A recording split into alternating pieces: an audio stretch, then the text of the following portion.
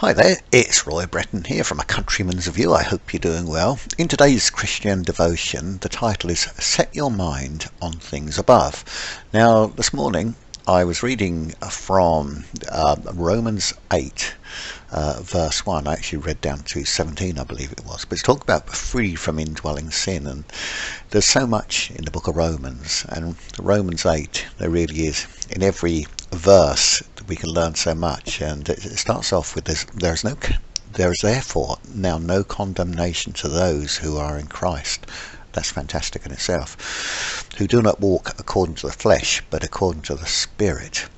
For the law of the Spirit of life in Christ has just made me free from the law of sin and death. And when I think about that, what a difference that is, to be free from the law of sin and death, to be walking in the supernatural, to be walking in the Spirit. There's so much in that, and sometimes the simple things in life, it's too easy to forget, but we have to remember what God has done for us. The Spirit has moved in, and now we can walk by the Spirit, and sin and death has been beaten. And then if we go down to verse 5, it's talking about, for those who live according to the flesh set their mind on things of the flesh, but those who live according to the Spirit, the things of the Spirit.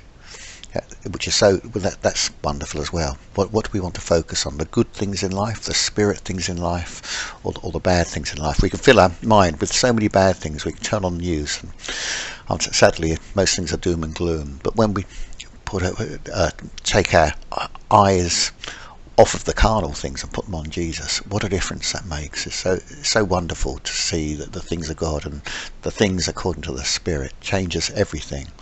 And verse 7 goes on to, because the carnal mind is enmity against God, for it is not subject to the law of God, nor indeed can be. So then those who are in the flesh cannot please God.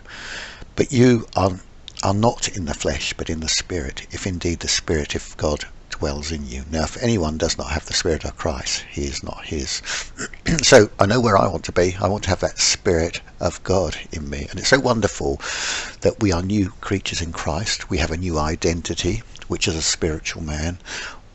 I know the difference it had in me when I first got born again. My stinking thinking totally changed, and the thoughts I had were totally turned around when the Spirit of God came upon me. And I'm not there yet, but I'm trying to walk continually in the Spirit. We can get those fleshly moments, but it's so good when we can set our mind on things above.